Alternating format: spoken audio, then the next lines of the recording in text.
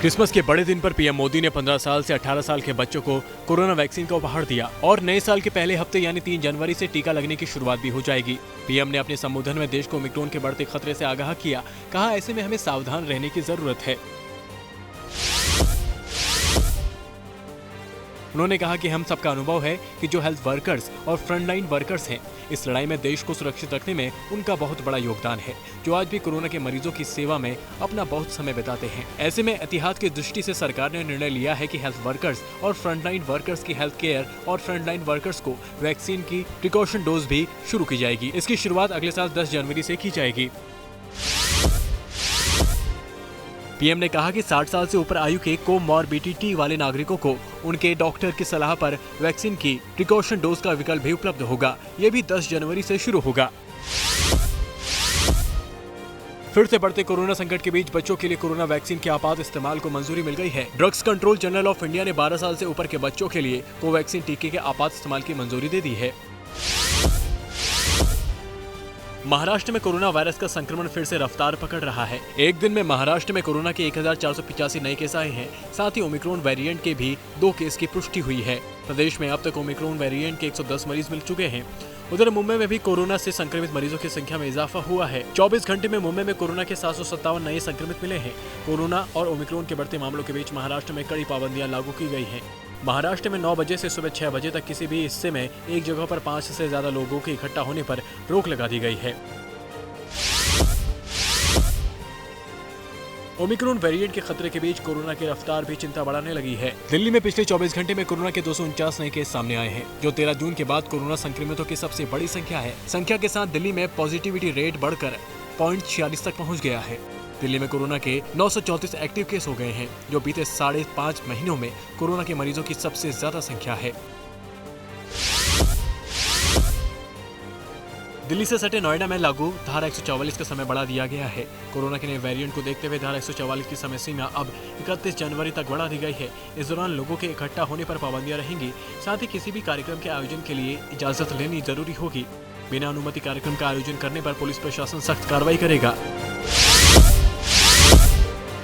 शनिवार को राजस्थान में कोरोना के ओमिक्रॉन वेरिएंट के 21 नए मामले सामने आए। इनमें जयपुर से 11, अजमेर से 6 और उदयपुर में 3 मरीज मिले। इनमें 5 संक्रमित मरीज विदेश यात्रा से लौटे हैं। अब राजस्थान में ओमिक्रॉन संक्रमित मरीजों की संख्या 43 हो गई है। सबसे ज्यादा जयपुर में 28 केस हैं। देश भर में ओमिक्रॉन के बढ़ते मामलों को देखते हुए कई राज्यों ने नाइट कर्फ्यू लागू कर दिया है। अब असम भी इस लिस्ट में शामिल हो गया है, जहां आज से नाइट कर्फ्यू लागू किया गया है। असम सरकार ने रात 11:30 बजे से सुबह 6 बजे तक पूरे राज्य में कर्फ्यू लगाने का आदेश दे दिया है। हालांकि 31 दिसंबर को कर्फ्यू में छूट मिलेगी, ताकि लोग नए साल का जश्न मना सकें।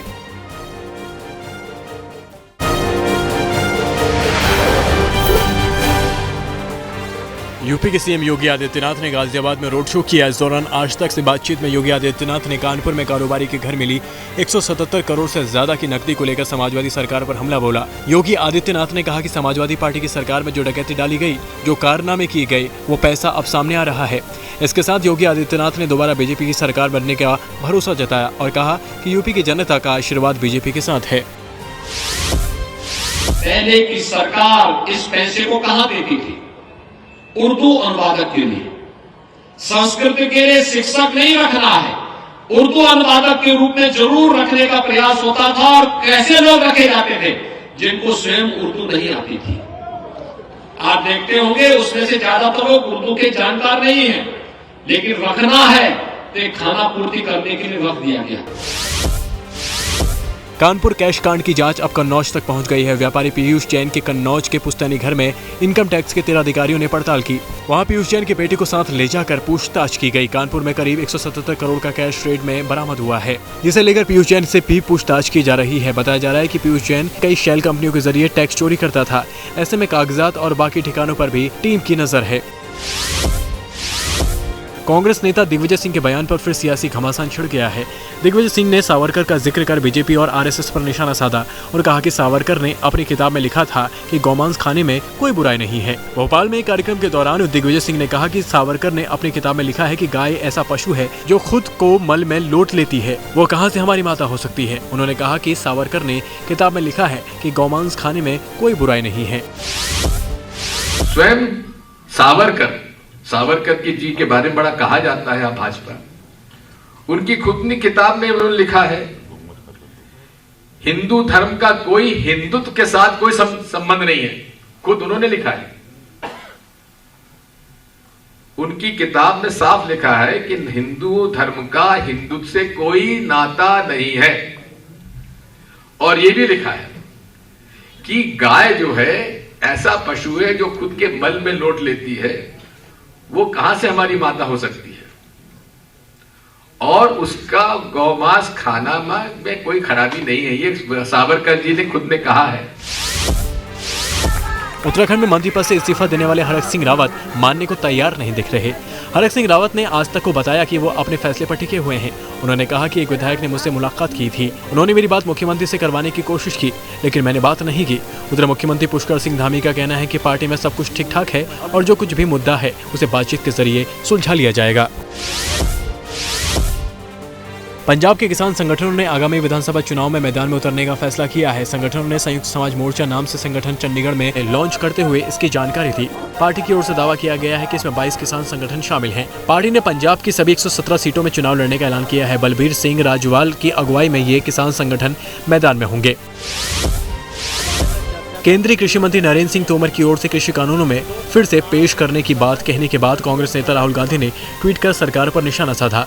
राहुल गांधी ने कहा कि देश के कृषि मंत्री ने मोदी जी की माफी का अपमान किया है, यह बेहद निंदनीय है। अगर फिर से कृषि विरोधी कदम आगे बढ़ाए तो फिर से अन्नदाता सत्याग्रह होगा। पहले भी अहंकार को हराया था, फिर हराएंगे।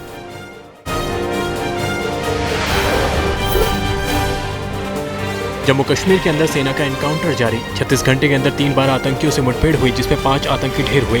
त्राल में 2 आतंकियों को ढेर कर दिया गया। वहीं शोपियांग और पुलवामा में भी 2 आतंकी मारे गए।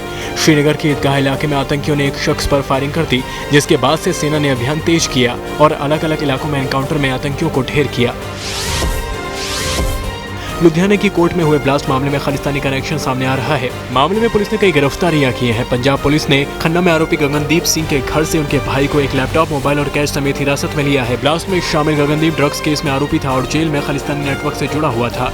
गगनदीप के 2 सहयोगी सुखविंदर और रंजीत चीता को 7 दिन की पुलिस रिमांड में भेज दिया गया है। बॉलीवुड एक्ट्रेस सनी लियोनी इन दिनों अपने नए सॉन्ग मधुबन को लेकर सुर्खियों में है। 22 दिसंबर को रिलीज हुए सनी लियोनी के गाने को लेकर खूब विवाद हो रहा है। सनी लियोनी पर आरोप लगा है कि उन्होंने मधुबन गाने के जरिए हिंदुओं की भावनाओं को आहत किया है। मथुरा पुजारियों ने सनी लियोनी के नए सॉन्ग मधुबन में राधिका नाची के खिलाफ मोर्चा खोल दिया है। पुजारियों ने गाने को बैन करने की मांग की है।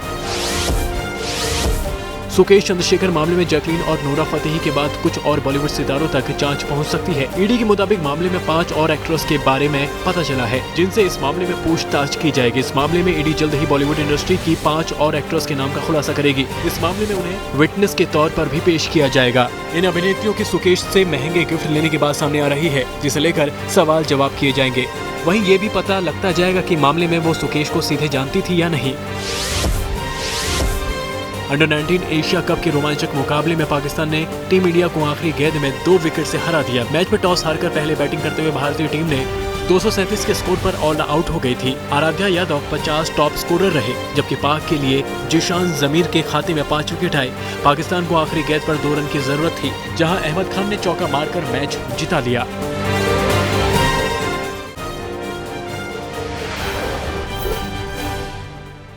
कोरोना के नए वेरिएंट ओमिक्रॉन ने दुनिया के 110 देशों पर पसारा पैर। ब्रिटेन में दर्ज हुए कोरोना के रिकॉर्ड 1,22,000 नए मामले। ब्रिटेन में ओमिक्रॉन के मामलों में भी भारी बढ़ोतरी। ब्रिटेन में एक दिन में ओमिक्रॉन के 23,000 से अधिक मामले हुए दर्ज। क्रिसमस हॉलिडे में अमेरिका के राज्य कैलिफोर्निया में कोरोना के मामले में बढ़ोतरी। कुल मामले 50 लाख के पार पहुंचे। मरने वालों की संख्या 75,000 से अधिक है। स्वास्थ्य अधिकारियों ने कहा कि नए मामलों में 70% ओमिक्रॉन केस। जर्मनी के राष्ट्रपति फ्रैंक वॉल्टर स्टीमियर ने देश के नाम दिया क्रिसमस संदेश। कोरोना महामारी को लेकर लोगों को दी चेतावनी। कहा, अगर क्रिसमस के बाद एक दूसरे को कुशल देखना चाहते हैं तो पाबंदियों का ईमानदारी से करें पालन। चीन में विगर मुस्लिमों के विशेष क्षेत्र शिनजियांग पर अमेरिका के आयात पाबंदियों पर बौखलाया चीन। कहा, प्रतिबंध लगाने वाले अमेरिका को विगर मुसलमानों का हितैषी बनने की जरूरत नहीं। अफगानिस्तान में पाकिस्तान और तालिबान नेताओं को सीमा विवाद को सुलझाने में मिली सफलता। बाड़बंदी को लेकर दोनों देशों के बीच पैदा हुई थी तनावपूर्ण स्थिति।